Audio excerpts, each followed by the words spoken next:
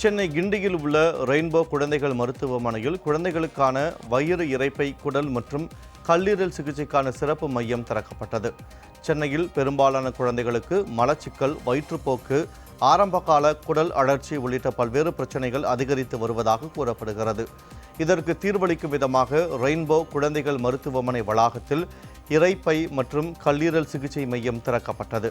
பின்னர் செய்தியாளர்களிடம் பேசிய கணையம் மற்றும் கல்லீரல் மாற்று அறுவை சிகிச்சை நிபுணரும் மூத்த ஆலோசகருமான மருத்துவர் சோமசேகரா, இந்த புதிய மையத்தின் மூலம் குடல் தொடர்பான நோய்களால் பாதிக்கப்பட்ட குழந்தைகளுக்கு சிறப்பு சிகிச்சையை வழங்க இருப்பதாக குறிப்பிட்டார்.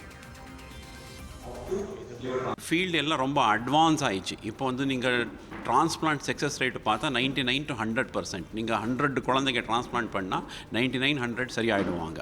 ஸோ யூஸ்வலாக டிரான்ஸ்பிளான்ட்க்கு அப்புறமா ஒரு 2 வாரம் ஹாஸ்பிட்டல் இருக்கணும், அதுக்கப்புறமா வீட்டுக்கு போகலாம். ஸோ ஒரு 3 months 4 months ஸ்கூலுக்கு போகாதங்க, ரெஸ்ட் எடுங்க, அப்படி தான் சொல்லிடுவோம். ஆஃப்டர் 6 months நார்மல் ஆக்டிவிட்டி, ஒரே ஒரு மெடிசன் சாப்பிடணும், அடிக்கடிக்கு பிளட் டெஸ்ட் பண்ணணும் once in 6 months to 3 months. அது விட்டால் நார்மல் வாழ்க்கலாம்.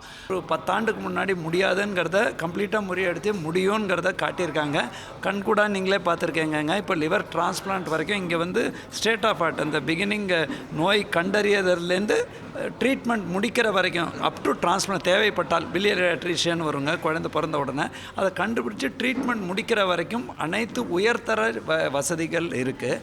இல்லை, குழந்தைங்களுக்குன்ற இப்போ கேஸ்ட்ரோ இஷ்யூஸ், இரைப்பை, குடல், கல்லீரல் மற்றும் கணையம், அந்த காம்ப்ளிகேஷன்ஸ் நிறைய வருது, அதுக்கான நோய்கள் நிறைய வருது.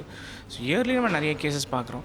என்றைக்குன்னு பார்த்திங்கன்னா நம்ம தினமும் ஓபிடியில் ஒரு 5-6 கேசஸ் தினமும் குழந்தைங்க இப்போது எழுந்திரிச்ச உடனே அம்மா காலைல வயிறு வலிக்குது, சாப்பிட்டா வயிறு வலிக்குது, மோஷன் போகும்போது வலிக்குது, சில குழந்தைங்களுக்கு மோஷன் போக முடியல, மோஷன் போகிறது ரொம்ப கஷ்டமாக இருக்குது. இதெல்லாம் தான் நம்ம காமனாக பார்க்குறது, ரொம்ப பரவாயில்ல பார்க்குறது. இந்த மாதிரி நோய்கள் தான் நிறைய பார்க்குறோம்.